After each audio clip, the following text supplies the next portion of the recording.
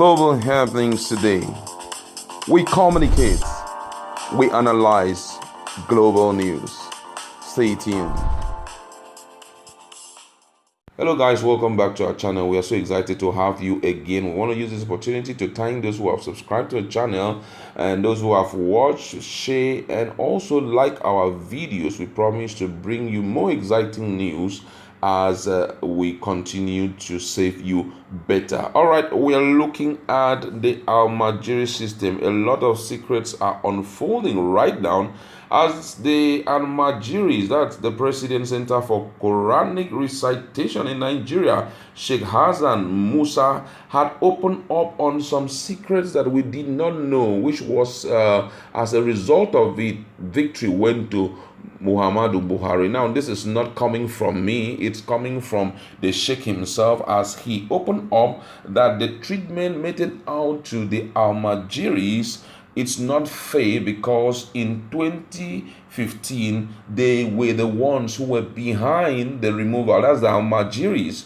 were the ones who were actually behind the removal of Jonathan and made Buhari president. This revelation was coming out even as Almajiris across the country have sent a stern warning to government at all levels over their recent dealings and handling of the repatriation of Almajiris in Nigeria. The president of the National Center for Quranic Recitation, Sheikh Hassan Musa, expressed their dismay and said these words. He said, Almajiris in Nigeria are over 16 million, and in 2015, we supported the Progressive Congress, APC, because damn patient. Former President Goodluck Ebele Jonathan's wife insulted us. Although she does not understand Hausa language, but the way she spoke about us then during the campaign for her husband's second-term presidential election, we felt very insulted. And that was the only reason we voted for President Muhammadu Buhari during the presidential election. But now we are treated this way. We agree that Jonathan will not return, and so we ask all the Almajiris across the country to vote for Buhari, and that is how he won the election. But this is what we are getting in return. All governments must handle the issue of the Almajiri in the country with caution, because any government that works against the system will surely be crumbled. And he went further to say, warn the political class in the country against toying with the issue of Almajiri the way they are doing now. He said that they are waiting for them again in 2023. And this is really, really unbelievable. And this is coming up when everything about that particular election has been concluded. And this is a pointer to the fact that there were a lot of corruption during the period of this election, based on what the national president of the Quranic Center had said.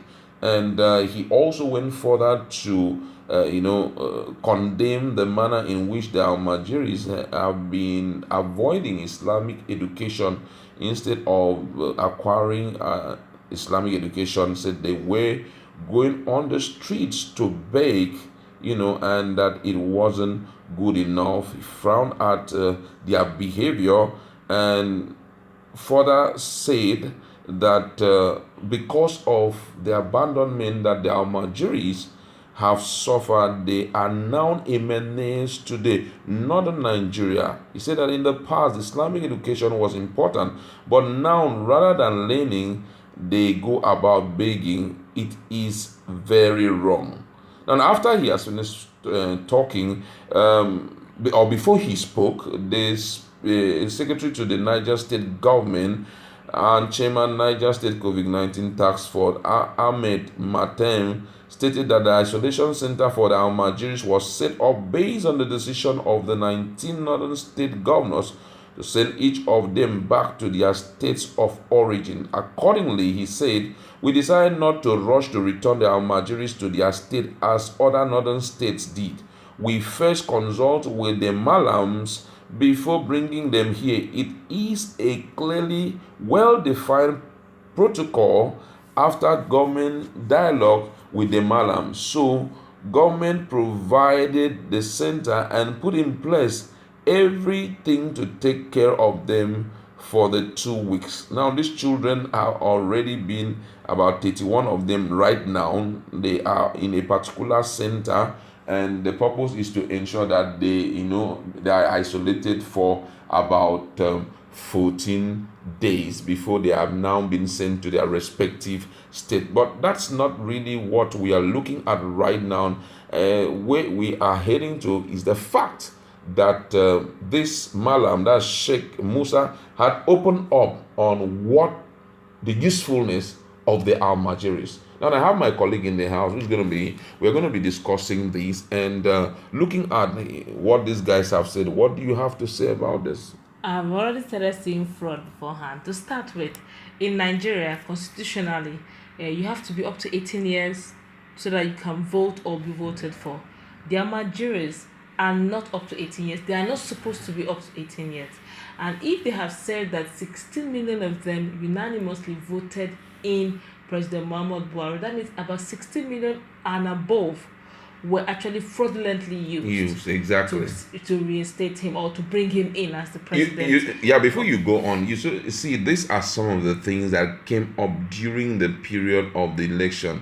That most people were complaining that there's so little children yes, in the line being involved in the voting, and it was turned down. A lot of people said it wasn't true and all of that, and we keep resounding that, and nobody pay attention to it. They just felt that it was just story for the gods. It's not important for us to. Now this whole thing here has fully exposed what is actually happening in the north, which means that deliberately, we are not trying to castigate them or anything, but we're just trying to paint a picture here. Deliberately, they are giving birth to children as much as possible so that during the period of election they are being used, to ensure they continue to win votes, While we look at that, we're also looking at the menace this may likely cause. Yeah.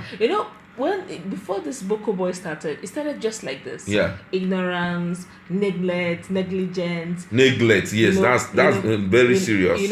So all those feeling bad, no one is taking care of us. Exactly. Don't forget that it's still the same north that have one of the richest politicians. Exactly. They've been in the corridor of power for years. Yeah. If they are not president, they are vice president. If they're senators, they've been there. Yeah. And that's the same region that have the highest level of poverty. Which means that money is being given to very few, selected few. So they have their elite.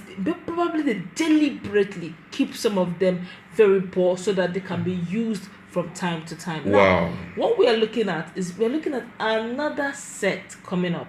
And this time it's going to be the Almajiris. If they're not properly handled. Already the Sheikh had already started warning.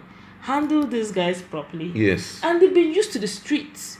They've been used to the street. They need to be being neglected. And I think the Sheikh, sorry to say this, but I think the Sheikh wasn't fair.